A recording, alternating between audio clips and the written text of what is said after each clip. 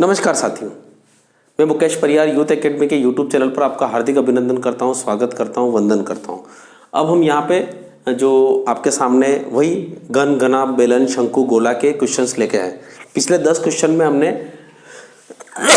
घन और घनाभ के संबंध में पढ़े थे। आज यहाँ पे घन, घनाभ और के साथ साथ बेलन भी इंक्लूड हो जाएगा। ठीक है, तो आज हम शुरू करते हैं। इसकी पीडीएफ फाइल आप डिस्क्रिप्शन बॉक्स में जाके डाउनलोड करिए। उसमें से 10 क्वेश्चन को आप 7 मिनट लेकर एमपी टेट, सी टेट और आर्मी और रेलवे वाले 7 मिनट लेके, और बैंक और एसएससी की तैयारी करने वाले 5 मिनट लेके इन सवालों को सोल्व करिएगा। ठीक है, और उसके बाद इसके सॉल्यूशन को देखिएगा कितने नंबर आते हैं, देखते हैं। एक लकड़ी का टुकड़ा 20 सेंटीमीटर लंबा, 16 सेंटीमीटर चौड़ा और 8 सेंटीमीटर ऊंचा है। सवाल यहाँ पे मैंने थोड़े अधूरे अधूरे लिख रखे हैं, थोड़ा सा ध्यान रखिएगा। पूरे सवाल कहाँ रहेंगे आपके, उसमें आपके पीडीएफ में। तो समान काटकर आयतन के घन की न्यूनतम संख्या क्या होगी? क्या होगी? काटकर समान आयतन के अधिकतम, यहां पे अधिकतम होगा कि न्यूनतम है? हाँ, घन की न्यूनतम संख्या क्या होगी? अधिकतम नहीं, अधिकतम तो बहुत सारी हो सकती है। न्यूनतम संख्या क्या होगी? सबसे बड़े से बड़े घन का आयतन। इसका मतलब हुआ थोड़ी देर के लिए कि मुझे एक ऐसा घन इसमें से काटना है।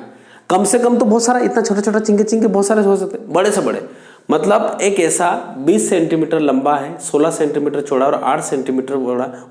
इससे हमको एक घन बनाना है जिससे हमें सबसे न्यूनतम संख्या, मतलब कम से कम संख्या वाला बनाए। अधिक से अधिक नहीं, कम से कम संख्या वाला। तो कम से कम संख्या वाला अगर घन बनाना है तो उस घन की प्रत्येक भुजा क्या होगी? सबसे पहला प्रश्न ये रहेगा। बस उसका भाग दे दीजिए, यानी हमारे पास इस सवाल का उत्तर क्या होगा? मतलब बड़े घन का आयतन, बड़ा घन कितना है? 20 गुणा 16 गुणा 8 बटे ए गुणा ए, यानी 1 की घात 3। ठीक है, तो वो घन कितना बड़ा होना चाहिए जिससे वो न्यूनतम घन संख्या बने? तो ध्यान रखिएगा, इसके लिए हमेशा हमारे पास रहेगा इन तीनों का HCF। क्या रहेगा? 20, 16 और 8 का HCF, हाईएस्ट कॉमन फैक्टर। क्या होता है? हाईएस्ट कॉमन फैक्टर, यानी ऐसा टुकड़ा, बड़े से बड़ा टुकड़ा जो तीनों को काट दे, बड़ा से बड़ा। तो वो क्या होता है? देखिए, एक इसके, देखो अब यहां पे HCF निकालना मैं आपको सिखा चुका हूं, फिर भी आप यहां पे देखिए 20 क्या होता है आपके पास?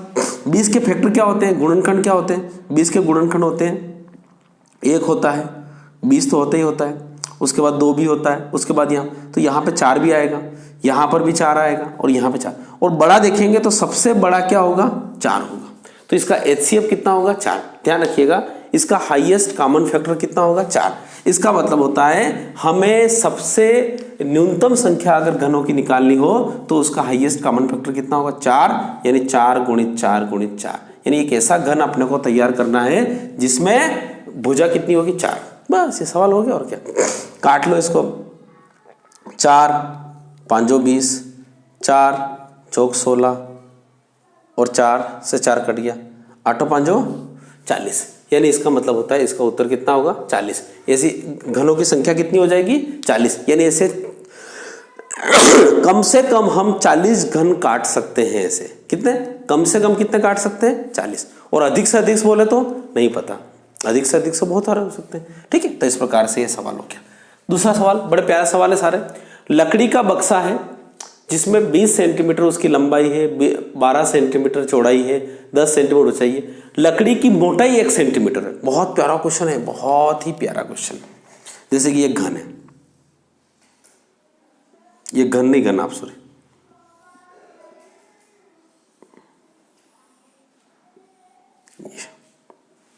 ठीक। अब इसकी क्या हो रही है? 20, 12 और 10, 20, 12 और ये 10। अब वो कह रहा है कि इसकी मोटाई जो है, इसकी मोटाई कितनी है? 1 सेंटीमीटर है। अब 1 सेंटीमीटर मोटाई का मतलब क्या हो रहा है? ये रहा,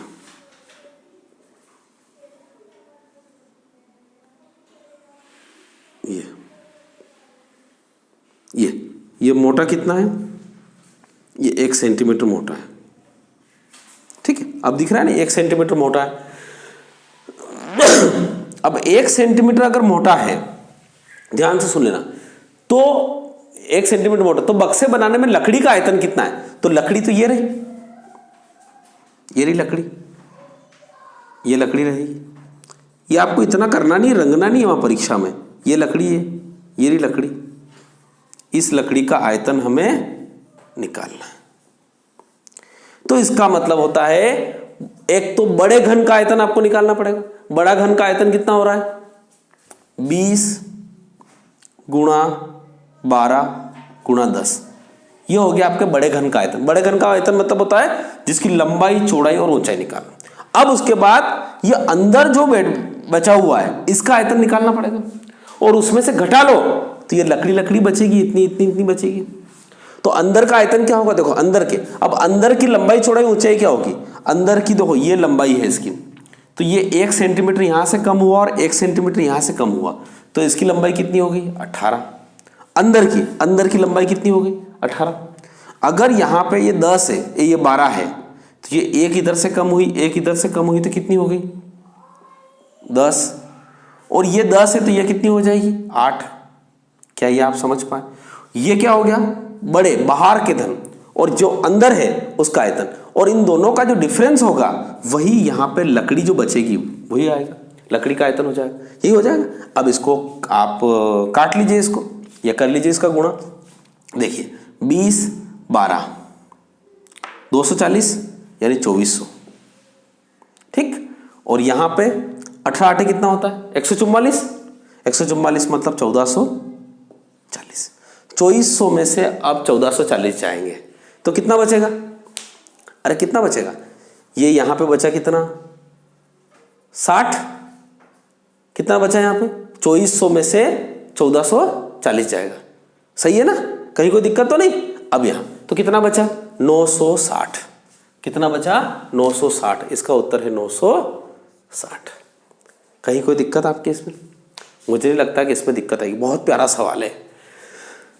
बड़े सुंदर सुंदर सवाल। लकड़ी का एक बक्सा है, बक्सा जिस प्रकार से मैंने बताया आपको, जिसकी लंबाई, चौड़ाई और ऊंचाई दे रखी है। लकड़ी की मोटाई मतलब ये 1 सेंटीमीटर है, ये 1 सेंटीमीटर। तो लकड़ी की आयतन निकालना है आपको। तो लकड़ी का आयतन क्या होगा?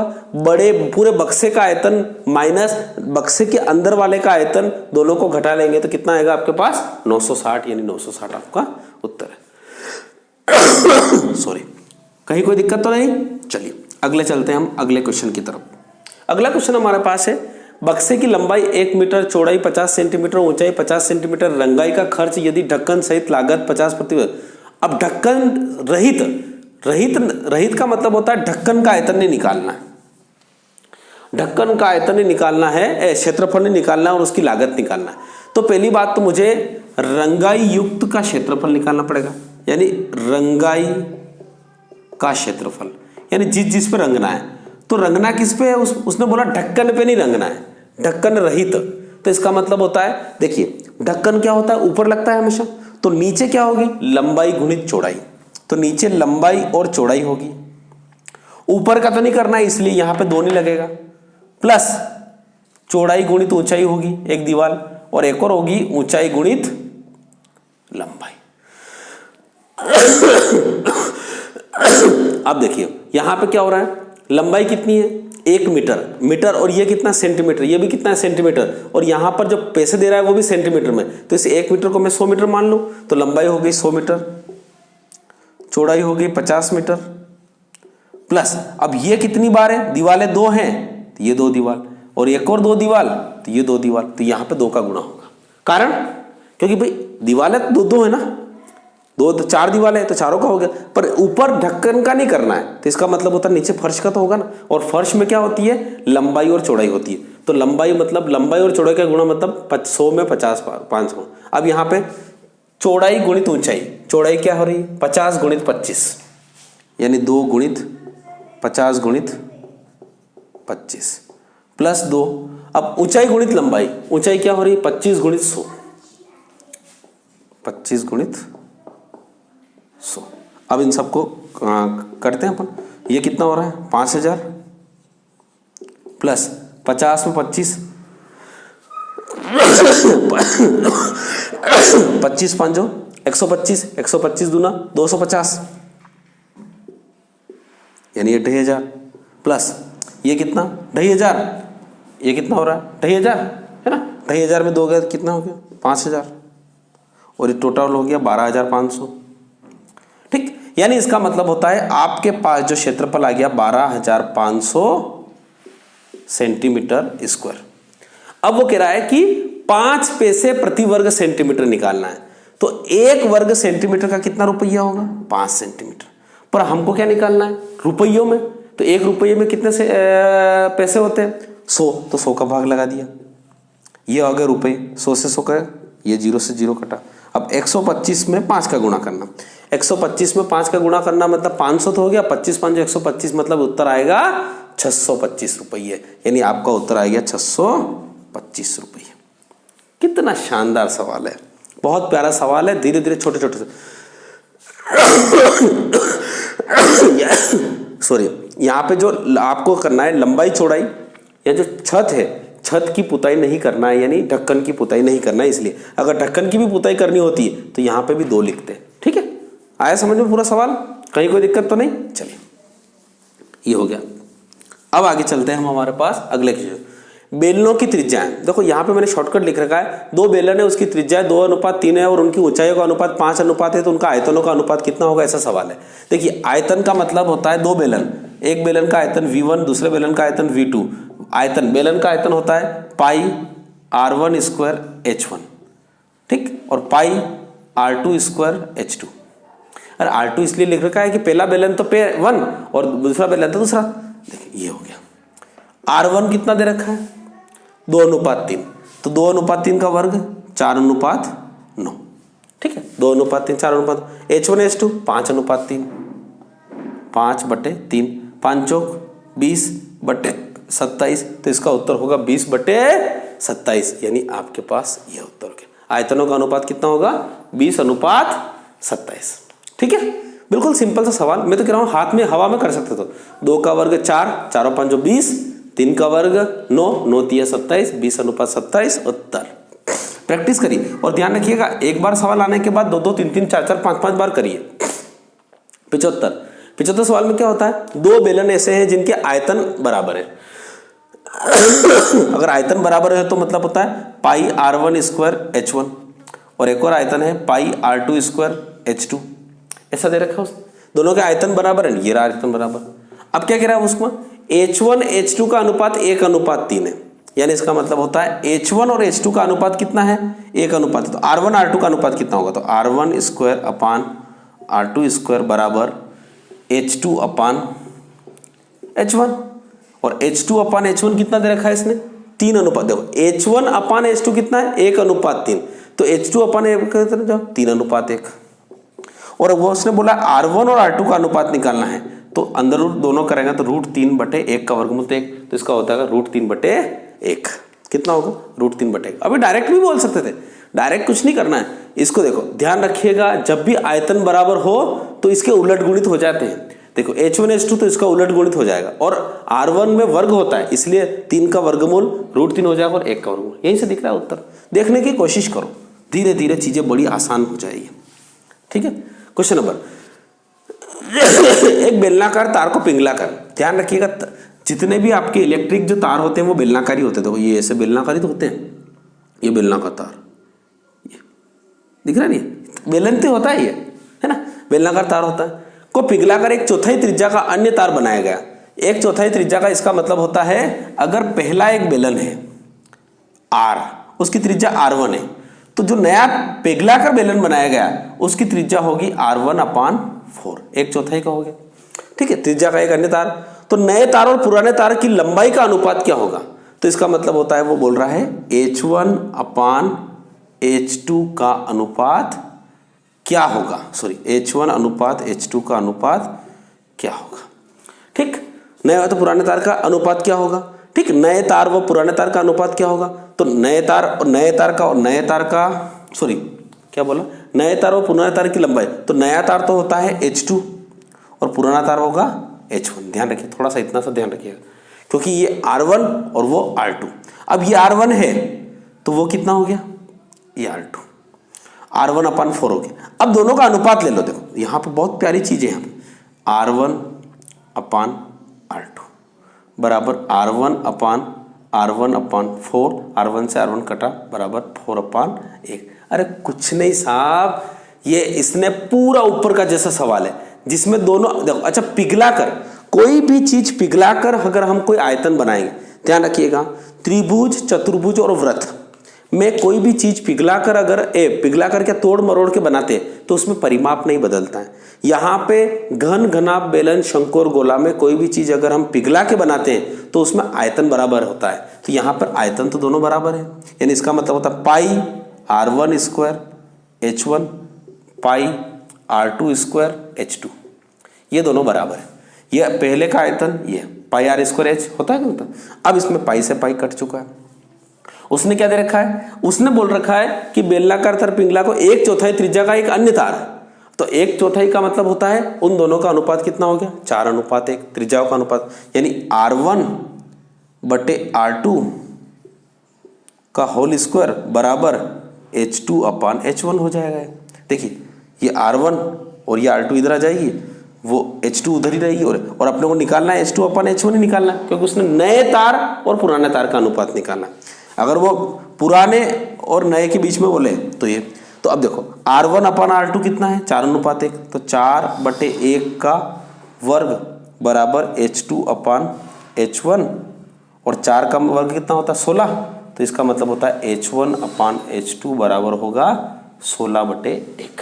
तो आपका उत्तर होगा 16:1। कहीं कोई दिक्कत नहीं है। अब ये यहीं से दिख रहा है मेरे को, तो साफ देखो, मेरे को तो यहीं से दिख रहा है। अगर त्रिज्या पहले की 4 है तो अब कितनी हो जाएगी 1, क्योंकि उसने बोला 1/4, 1/4 का मतलब होता है 4 गुनी कम, ठीक है। तो पहले की 4, तो अभी की कितनी हो जाएगी 1 हो जाएगी, और 4 का वर्ग 16, 16:1 उत्तर। बहुत प्यारे प्यारे क्वेश्चन है, ठीक है। तो आपका उत्तर कितना होगा 16:1। ये रहा 16:1, मेरे चिंगे चिंगे लिख रखे हैं यहाँ, ठीक। अब अगला भी बहुत प्यारा है। इसको तो देखो, एक बात बताऊं मैं आपको, इसमें अगर आपने कलम चलाई ना तो कलम की तौहीन होगी, क्योंकि पहला और दूसरा अपन कर चुके हैं, दोनों आयतन बराबर। देखो यहां पर भी क्या था, 75 में भी आयतन बराबर, 76 में भी आयतन बराबर, 77 में भी आयतन बराबर। अगर आयतन बराबर है और H1/H2 बराबर 1:2, तो अर्धव्यास का अनुपात क्या होगा। अर्धव्यास मतलब होता है वही त्रिज्याओं का अनुपात क्या होगा। तो आपको पता है 75 भी सेम वैसा वैसा ही था, तो अर्धव्यास मतलब ये, तो 3 को ऊपर 3 चला जाएगा, तो 3 का √3 हो जाएगा, तो 2 का कितना हो जाएगा √2, तो √2:1। लो, कहाँ अपने को कलम चलानी भाई, कलम तो चलाना ही नहीं अपने को, उत्तर सेम सेम, ठीक है। ये हो गया सब सवाल। अगला, वृत्ताकार बेलन के आधार की परिधि, वृत्ताकार, अब बेलन आ गया सब, यहाँ बेलन ऊपर, बेलन, ये बेलन रहा, ये एक वृत्ताकार बेलन है, इसके आधार की परिधि, आधार मतलब वृत्त होता है, तो वृत्त की परिधि दे रखा है। वृत्त की परिधि मतलब 2πr बराबर 6π। तो बेलन है, उसके आधार क्या होता है, वृत्त होता है, तो वृत्त की परिधि मतलब होता है 2πr। 2πr बराबर कितना हो गया 6π, सिर्फ आ जाएगा। और बेलन की ऊंचाई आधार के देखो, अब यहाँ बात करते हैं, तो यहाँ पे पाई से पाई कट जाएगा, 2 × 2 2 × 6, तो r बराबर कितना आ गया 3, ठीक। अब बेलन की ऊंचाई, ये रही बेलन की ऊंचाई, आधार के तल के व्यास के बराबर है, तो आधार की त्रिज्या कितनी हो गई 3, तो व्यास कितना होगा 6, तो ये h बराबर कितना हो गया 6 दे रखा है उसने, साफ दे रखा है। तो कितना पानी आ जाएगा इसमें, पानी निकालना है। पानी का मतलब क्या होता है आयतन, आयतन का मतलब बेलन का आयतन, πr²h। πr²h मतलब होता है, पाई का मतलब, पाई तो रखना ही है क्योंकि सारे सवाल में पाई है। r कितना है 3 का वर्ग 9, h कितना है 6, 9 × 6 = 54, यानी 54 पाई सेंटीमीटर क्यूब, यानी पहला उत्तर है आपका। सिंपल सिंपल से सवाल है, 54 पाई घन सेंटीमीटर इसमें पानी आएगा। बहुत प्यारे प्यारे सवाल है। चलिए अगले सवाल की तरफ हम आगे बढ़ते हैं। क्वेश्चन नंबर 79, बहुत प्यारा सवाल है। 35 सेंटीमीटर व्यास वाली एक बेलनाकार टंकी पानी से भरी है। देखिए ये एक बेलनाकार टंकी है, इसका व्यास कितना है 35 सेंटीमीटर, तो त्रिज्या कितनी हो जाएगी 35/2, ठीक है। पूरी बड़ी, यदि 11 लीटर पानी निकाल लिया जाए, मतलब इसका मतलब होता है पानी अगर निकाल लिया जाए, माना कि पूरी भरी है पूरी भरी है तो इसमें इतना पानी निकाल दिया जाए, तो ये इतनी ऊंचाई कम हो जाएगी, ये इतनी ऊंचाई कम हो जाएगी, ये इतनी ऊंचाई, ठीक। और ये पानी कितना निकाला, 11 लीटर निकाल लिया, ठीक है, पानी निकाल लिया। तो पानी के स्तर में कितनी कमी हो जाएगी, यानी पानी के स्तर में मतलब यहां से लगाकर यहां तक की कमी कितनी हो जाएगी, h हो जाएगी। बस वही h हमको निकालना है। तो वही आयतन कितना, आयतन का फार्मूला होता है पाई आर स्क्वायर एच। अब कितना है, 11 लीटर पानी, आयतन कितना 11 लीटर। आपको पता है 1 लीटर बराबर होता है 10 गुणा 10 गुणा 10 सेंटीमीटर क्यूब, यानी जिसको हम बोलेंगे 1000 सेंटीमीटर क्यूब। तो 11 लीटर बराबर होगा 11 गुणित 1000 सेंटीमीटर क्यूब, खत्म। क्योंकि अपने को सेंटीमीटर बदलना पड़ा है, यहाँ पे तो आर तो सेंटीमीटर में दे रखी। पाई का मान कितना 22/7, आर का मान कितना 35/2, क्योंकि व्यास दे रखा था इसलिए त्रिज्या, और एच हम निकाल लेंगे, अभी निकालेंगे 11 गुणित 1000, ठीक। अब इनको काटा पीटी करना है और कुछ भी नहीं करना है, ठीक है, आराम से काटेंगे।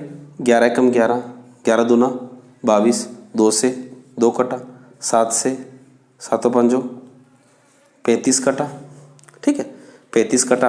अब यहाँ पे 35 कटेंगे तो ये 5 से कटेंगे, 5 दूनी 10, 200 कटेंगे, फिर और कटेंगे, 5 से कटेंगे, 5 7 35 और 5 चौक 20, 40 का गुणा इधर हो जाएगा, तो h बराबर होगा 80/7। 80/7 मतलब 7 एकम 7, एक और बचा तो 7 एकम 7, 3 बचा, 11 सही 3/7 सेंटीमीटर। कहीं कहीं दिख रहा है, ओहो दिख गया 11 सही 3/7 सेंटीमीटर। काटा काटी में आपको कहीं कोई दिक्कत नहीं आना चाहिए, मजेदार सवाल है। तो इसका मतलब होता है पानी के तल में वृद्धि या कमी इतनी हो जाएगी, इतनी कमी इसमें हो जाएगी। बहुत प्यारा सवाल है, ठीक है, आराम से समझिएगा। कहीं कोई दिक्कत आए तो कमेंट बॉक्स में जरूर लिखिएगा। चलिए अब हम अगले क्वेश्चन की तरफ बढ़ते हैं। हमारा जो अगला क्वेश्चन है वो है 80 नंबर का। 2 बेलनाकार बर्तनों में H1 बहुत प्यारा क्वेश्चन है। 2 बेलनाकार बर्तन है, इसका मतलब होता है उनकी त्रिज्या भी H1 R1 R2 होगी, और उसकी तीसरे बर्तन में, अब देखो 2 बर्तन है, ये एक बर्तन है,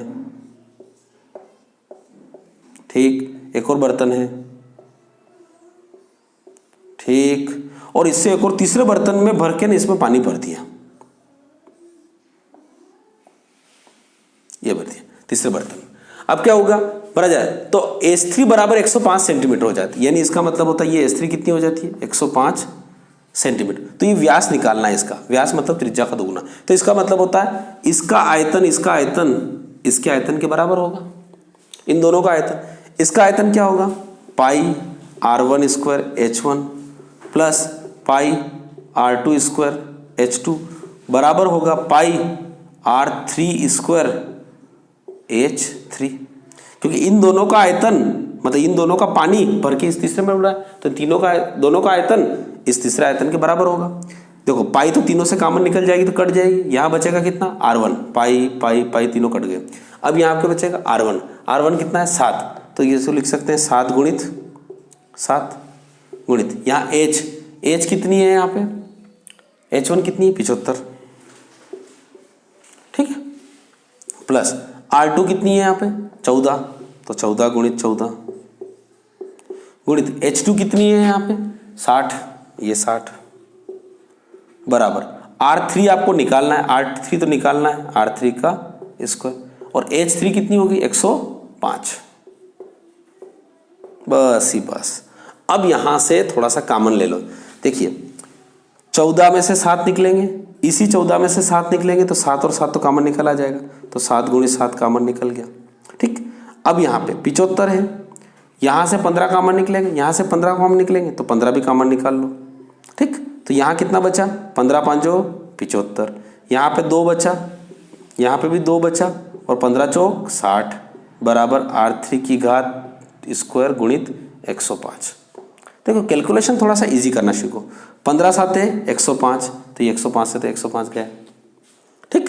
अब कितना बचा है यहाँ पे, देखिए 4 दूनी 8 16 और 5 21, 21 साते बचा, यानी 7 गुणा 21 बचा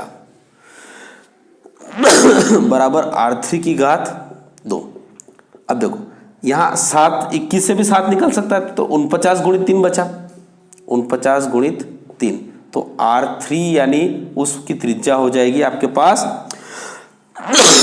इस 49 का कितना हो सकता है, 7 हो सकता है, तो 7√3 ये हो गई आपकी R3। पर आपको क्या निकालना है, इसका व्यास निकालना है, तो व्यास इसका दुगना होगा, तो 7 दूनी कितना होगा 14√3, तो इसका उत्तर होगा 14√3 सेंटीमीटर। ठीक है, ये इस प्रकार से आपने यहाँ पे 10 क्वेश्चन किए। देखिए ध्यान से सुनिए हमें क्या है, धीरे धीरे बढ़ना है आगे, कोशिश करेंगे। हम यहाँ पे कितने क्वेश्चन हो चुके हैं, 80 क्वेश्चन, कम से कम 20-30 क्वेश्चन करके, और ये क्षेत्र मिति के लगभग 100 क्वेश्चन के लगभग हो जाएंगे। उसके बाद मिससेलेनियस क्वेश्चन में भी क्वेश्चन हमारे पास आएंगे। ठीक है, तो कोशिश है आप हमारे साथ चलते रहिए, मजा आएगा। ये कारवा थोड़ा सा धीरे जरूर चल रहा है, और आपकी तरफ से भी थोड़ा सा धीरे चल रहा है, क्योंकि अभी लॉकडाउन के कारण, कोरोना के कारण आप भी हतोत्साहित हैं। पर हतोत्साहित होने की जरूरत नहीं है, हमें slow and steady wins the race, यानी धीरे चलना है, परंतु हमें अपनी जीत को सुनिश्चित करना है। ठीक है, थैंक यू सो मच। और इन वीडियो को लाइक करिए, शेयर करिए, सब्सक्राइब करिए और अपने दोस्तों तक फैलाइए, ये भी आपकी जिम्मेदारी है। ठीक है, okay, thank you so much. जय हिंद, जय भारत।